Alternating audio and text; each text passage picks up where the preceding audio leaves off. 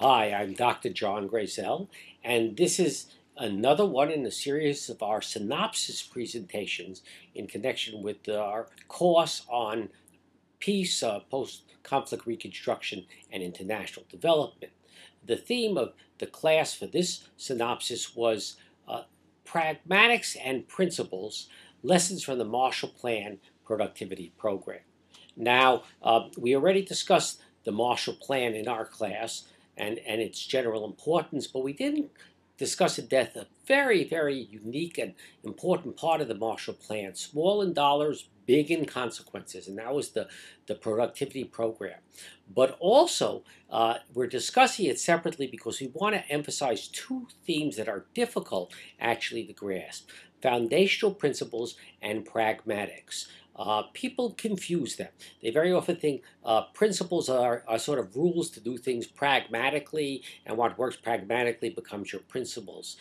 We stress that pragmatics are necessary. How do you really get things done? But you have to put pragmatics into a framework of foundational principles, of basic motivations and justifications that really are the determinants of people's enduring behaviors, and explain a lot of what happens in development, why it's a success, why sometimes it's actually a failure. Now, I do this with two pieces of data during this class. One is a USAID video called Inspiring Success, which is rediscovering the Marshall Plan Productivity Program. That's one of the pieces of data. The other is I take a section of a famous essay by the philosopher Immanuel Kant on perpetual peace, on hospitality. And I use these two to not only explain what happened during this program of the Marshall Plan, but also what the importance of foundational principles and pragmatics. This video was made as part of the USAID training program because AID has done less and less training. It still does a lot, but it doesn't do what it used to, especially in terms of long-term strategic training. It has a lot of little trips now. It brings teachers over, it'll bring engineers over, it'll show them some things that are occurring, but it doesn't do, it's focused on individual visitors, but it doesn't do the type of systematic training that you're going to see if you take a look at the video I'm talking about. And that video can be seen if you go to certain sites, and I recommend you do look at it. But at the moment, I'll give you a quick gist of what it's about. The productivity program was a small program within the larger Marshall Plan, but it was of tremendous consequences. What was it was about? Well, people wanted to give money and machines, but the fact was that the person who actually designed it, James Silberman, noticed that European industrial production was decades behind America in terms of technology and the understanding of the efficiencies of technologies. He said that Europe produced things the way America produced things in 1910. And you just can't give people money and goods. You have to have a system that works for those technologies. And he concluded that you actually had to bring over people from every factory in France and England and anywhere else that was participating, with over 50 people, to really look at what was happening in American productivity. And then they would go back home and they would rethink, not the Americans, would rethink what had to be done, and they would spread the word.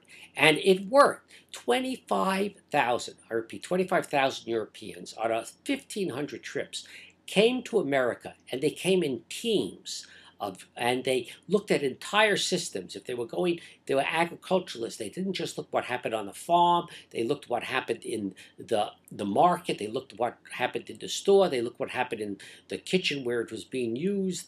They saw entire productivity systems, and then they got together and they really thought about those in terms of their own situations in Europe, and then they wrote reports suggesting changes, and then they went home and took responsibility for visiting all the different plants and factories in that sector to tell them what they had seen and what had to change, and writing reports and disseminating them.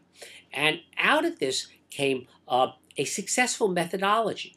that still can be used today if one wants to go about things systematically. And that methodology basically had 6 pragmatic lessons that worked. It said, look, you can bring people over and change them, and these are wonderful, but this is what you have to do to really make it succeed. First, he says, you've got to get commitment to change from the top leadership. If the top leadership isn't committed to change, your investment isn't going to work. Second, you got to choose the right people, not just people who you like or are related to somebody. You've got to get the right people, particularly people who can influence others. Sometimes that's a leader, sometimes that's an informal leader with great credibility, but get the right people. So commitment, the right people. Then what you have to do is you really got to get a mix of skills. You can't just bring over the bosses. You can't just bring over the workers. You have to get the right skills from the entire section that are necessary for productivity so they can each contribute what they know, which really, then you've got to include actually a range of decision makers. So not just the boss of the factory, but the guy who leads the workers on the floor, the guy who influences people what to, or woman who influences people what to buy. So you have to have a mix, a range of decision makers. Then when they come, they have to see the whole system and hold daily meetings in which they intensively share together and synthesize what they've seen and put it down before they forget about it. And then when the entire event is over, they have to put it in a form that they can take and actively disseminate their findings to other people in their country. A 6-point pragmatic program. This is how this particular program in the Marshall Plan shows that there are a set, not just one or two, but a combination of pragmatic lessons that can work to have effective training. What does this have to do, though, with Immanuel Kant? Because I said the other thing I show is a section of his essay on perpetual peace. Well, in that essay, Immanuel Kant speaks of the need for one world, and he talks about one world being able to live together. And he says in his mind there's one foundational principle, one basis on which to conduct conduct that would make this possible. And what does he say it is?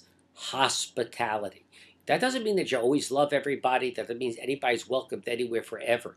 But if people knew that if they were friendly anywhere they went in the world, they would receive hospitality. They wouldn't be threatened. They'd be welcome. That doesn't mean they're allowed to stay as citizens, but a spirit of hospitality would make the world into a functioning unit.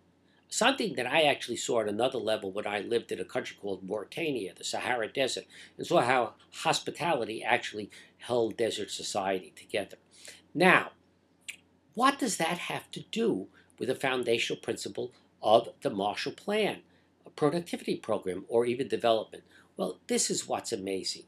When these 25,000 Europeans came, they were welcomed. They were welcomed in factories, in homes, in businesses, on farms. It was just an amazing display of American hospitality. There are a few countries in the world that have, if any, that have ever displayed such massive hospitality. These were factories inviting people in to see what could have been interpreted as their trade secrets, to share their knowledge, to actually help these people become their competitors. And this is something that is very often not acknowledged, but it really is in play in the American character.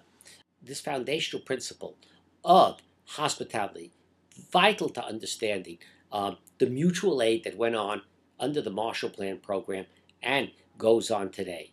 And that's something we want to show also. So it's I really urge you to look at this example to see how it can be applied today. It actually is applied in occasional programs, and the video shows you that. But in general, that's not the way we operate today. We don't have the same strategic, systematic training that goes on.